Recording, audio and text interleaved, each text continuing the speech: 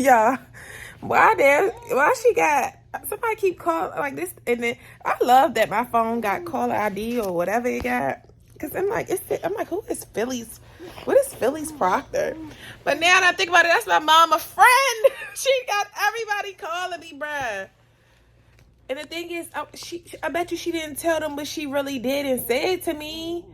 That's the thing. It's like, are you telling them how you really treated me? And it's so funny because her same friend Phyllis is a good mom.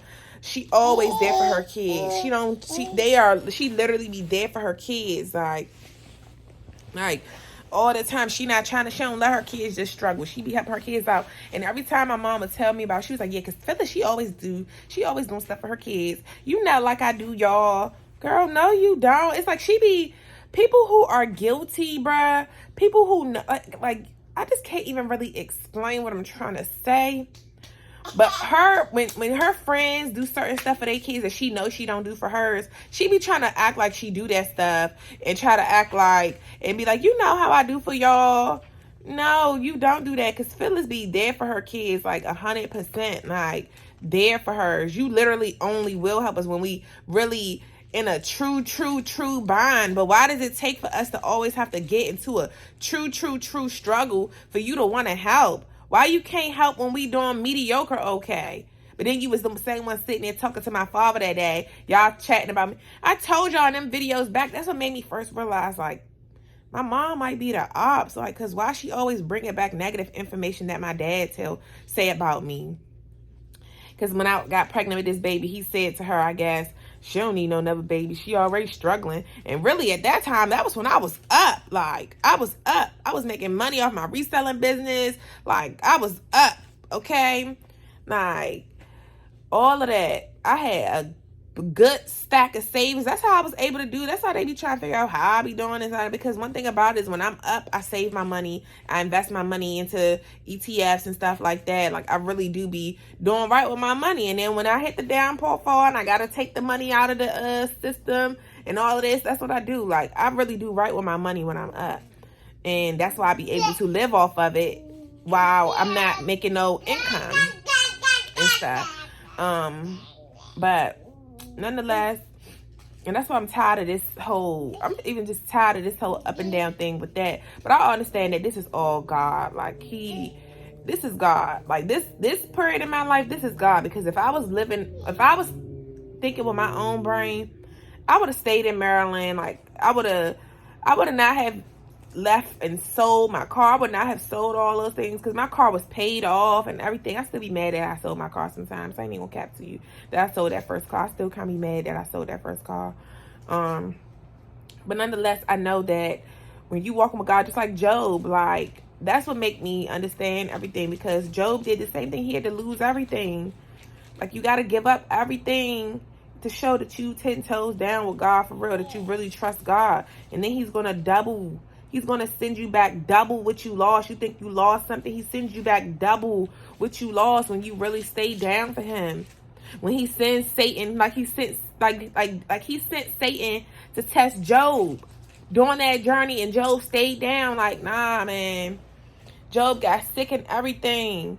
Lost his children, lost all his wealth, all his cattle. He lost everything. Got sick, everything, and still stayed down with God, and God blessed him tenfold. And he sent the devil to test him with different tests to see if he really down for me. If he lose this, is he still gonna be riding for me? If I take this from him, is he still gonna be riding for me? And Job he stayed down to the come up, just like me, staying down to the come up. Period. Staying down till I come up. Period. She really got Phyllis called me. I'm like, Phyllis Proctor. Who is that? Like, keep calling me. That's my mama got everybody calling me like, you look stupid as shit. She's stupid. But I wonder if you told them what you've done and said to me. Because I'm sure they've never said that stuff to their children. I know Phyllis not, because Phyllis, she will give her last so that her kid's good. Like, she don't make her kids feel like that. Like, she ain't like that. She ain't like you. She ain't like you. You wait till a bitch really, really down and out. That's when you finally want to help me. But when you think I'm doing okay, you don't want to help me. You don't want to help me with what I want help with. You want to help me with what you think I want help with. And that's not how you do. And I keep telling people this. You don't do that to people. All right? That's not how you do. You don't do that. When somebody's showing you that they need some help, that's when you help them. You don't pick and choose when you wanna do stuff. Especially if you're supposed to be family like that. You're supposed to love me. You the same one was sitting there talking to my father, talking trash about me. And after that's what started making me, if y'all go back and watch some videos from months ago, it's like, you just go to show, I just had to turn the blind eye to my mom for so long because she's my mom. Like, people always be saying, that's your mother. You only get one mother and father. I don't give a damn about that. I don't care about that. When you get treated, like when you tired of getting mistreated, you don't care who it is. I'm tired of being mistreated by everybody.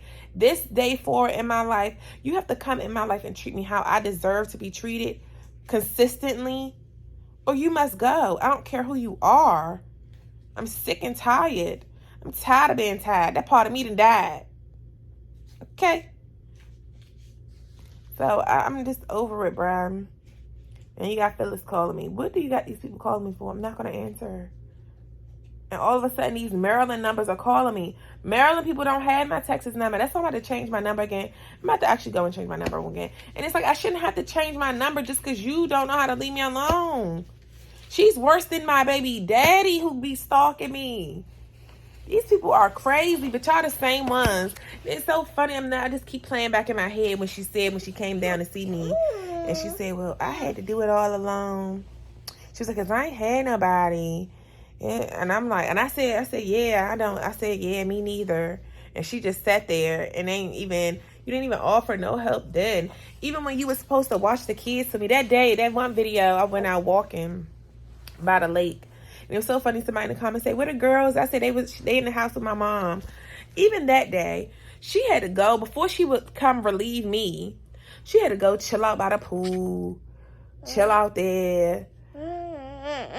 Just hold on. Like, it's just, everything is about her. Like, even if she helped you, it's still about her. That's why I don't want her help, because all she gonna do is make it about her. And then when I come up, she gonna make it feel like I owe her. The way she was acting with them dudes, like one of her longtime friends, he came up, I guess. I think he's something he did. He got like $50,000 or something, or more, maybe more than that. And she really got mad at this man because he didn't want to give her none of his money. And that's your friend. He got a wife and everything, and you wanted him to give you $10,000 or some of that money. And she really stopped talking to him because he wouldn't give her none of the money. But I've been saying, my mama is money hungry. She always has been. But when you was with that coon ass husband of yours, you wasn't. You stayed with his broke ass. But that's neither here nor there. That's neither here nor there. Then with her little boyfriend boo, it's like, when I'm thinking about everything, y'all, I say that on Christmas when she brought him up to her, I'm like, you call this man a crackhead all the time. Why are you bringing him to my house? If you say he's still from your house, why the fuck are you bringing him to my house?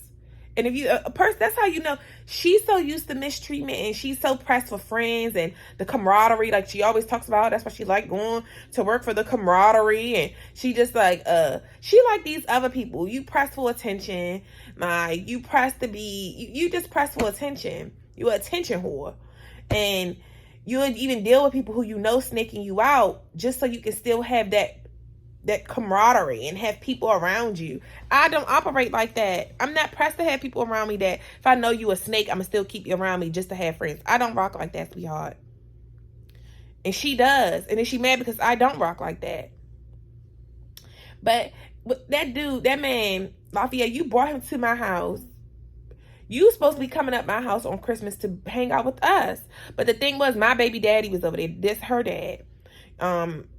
Because it was Christmas, and of course it was her first Christmas, so I let him come over and spend a night and stuff so that we can do Christmas together. And I even let my second baby daddy my first baby daddy come over the house on the day of Christmas and eat dinner with us and stuff, like, because I told y'all, like, I'm just, I just want And even with him, like, all these Christmases, out of all these Christmases, now all of a sudden you want, when I got a new family, now you want to come around for Christmas. Out of all these Christmases, we never spent Christmas together. Well, we spent the first 2 Christmases, obviously, because I was living with him. But even with that, on the second Christmas we spent together, me and you was kind of beefing. Like, my mom came up there that day. It's just like, now all of a sudden I got a new family. You want to come and come over. You never, like, people are just weird. Even my mom said something like that. She said, what? Why, all of a sudden James want to come over for Christmas? Like, and then when he was there, you was just attention seeking too. It's just, y'all, these people in my life are characters. Like, they need to put me on a goddamn, like, it's just the drama. It's just irritating. But back to what I was saying about my mom. You brought this man in my house, and you're supposed to be coming to on Christmas, spending time with my daughter, with Ceylani, the bigger one, my 5-year-old. And the whole time you up there with him, you not even chilling with us for real. You with him, and y'all going outside to do this and all this stuff. But he got to come up too from his job because they wrongfully fired him or something. So he got a come up. And she wanted to have some of his money. So it started making me think, like, damn, if she think they owe her something, when I finally come into some... And it's funny because during that time, I kept getting words that was like, be quiet. Stop talking about what you got going on in your life. Stop talking about all your wins. Like, and then she used to be the same one. Tell me all the business. Tell me. Don't tell your friends. Because I used to vent to her about how my friends was treating me and stuff.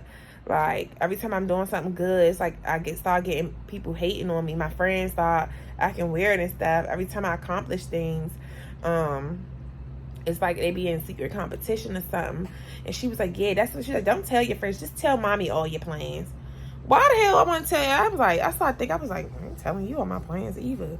Like, and that's why she started just questioning everything. And that's why she always said in that letter, you just always been so private, because I don't trust you guys. Like, I don't trust you guys. And I'm like, if you think they owe you something, when I come up, you definitely gonna feel like I'm obligated to give you some of my stuff. And people think when you first make your first 100,000, your first million, you're not in a position to take care of your family just off of $1 million. Like, that's not enough money. Like, it's really not. It's really not. Especially when I have kids and I want to get stuff set up for them. I want to make sure my kids straight first. Once I make sure we straight first. And that's the thing. I'm never going to forget that day I was writing on that board before I moved to Maryland. This is why God had to move me. Why everything had to happen the way it did. Because I never going to forget. I was writing on my board when I get my first $20 million. I was writing, I'm going to give $1 million to my mom, $1 million to my brother, $1 million to this person. Literally, I had wrote my mom. I was even going to look out for my baby daddies, my best friend. Like, this heart I got, I'm a giver, you guys. I'm just a giver, and I really do. Like I said, I want us all to eat. Like, I was going to give them a meal and tell them, y'all bet. That's all I was going to do, though. Once I give y'all money, y'all better do right with it, because I'm not giving y'all no more. Like, that's why you got to learn. You got to get educated on what to do with money, how to do it so that you can always keep it coming in. Because what's the saying? You could give a man a fish, or you could teach him how to fish so that he can forever eat. And that's what I'm about. I want to give people stuff, but I also want to teach you so that you know how to maintain it, because you're not going to keep coming back to asking me for money and stuff like that when I'm rich. But ever since I wrote that on that board that day, that's what my whole life, ever since I wrote that stuff on that board and then I questioned if the Bible was real, my whole life changed after that. My whole life changed after that. And I'm never going to forget, I tweeted everything. I need a drastic change. I was like, I feel stuck. All of that stuff. And then God was like, okay, you sure you ready? And I remember I was sitting on the couch. I'm like, man, God, I'm ready. I'm willing to do whatever it takes. Whatever it takes to get to my wealth. Whatever it takes. I'm willing to do whatever it takes. And Lord, did I know, like, when I post these videos later, and I tell y'all, be careful what you ask for. Like, this is why you gotta be careful what you ask for. Like, you really do gotta be careful what you ask for. But yeah, y'all, like, this is just, I know, like I said, I've probably been all over the place, but that's because my mind be all over the place with all these thoughts, just adding up everything over time, like how everything has played out. And this lady is losing her shit. She's losing her shit and she can't keep tabs on me. No, she don't know what I got going on. She don't know this. She don't know that. They wonder, how am I making money? They always be wondering. Everybody always be wondering, like, how is she making money? How is she doing this? How is she doing that? How is she able to do these things with no job? I keep telling people God is my provider. They don't understand. They still think I'm, like, they don't get it. Like, when you give your life to God, God will become your provider. Like, you don't have to do stuff that you don't. Well, let's be clear. You still got to do stuff that you don't want to do. Let's be clear. Because do I want to be completely in the situation I'm in? No. But, like I said, you got to be careful what you ask for. And I understand that God know what he doing. God got me. Like, when I post them videos later on today, y'all going to see what I'm saying. Like, he literally strategically places, like, he's with me during this whole journey. The way that he just be, like, y'all gonna see when I post the videos later. But like I said, I need to get up because we supposed to be meeting a guy at 10:30 up at the place. Cause yeah. And yeah, so, but I just had to say that because she got these people calling me now. That's because I blocked them. So, and that's who, that's probably why she was emailing me. Probably wasn't my baby daddy this time. Because I see that my brother's wife was watching my story yesterday. And honestly, that's why I kind of posted the story. Just so, like, I already knew she was going to tell my brother and then tell my mom. But y'all see I'm good. But then you telling her, like, what? Like, anyways. But I'll see y'all later. Deuces.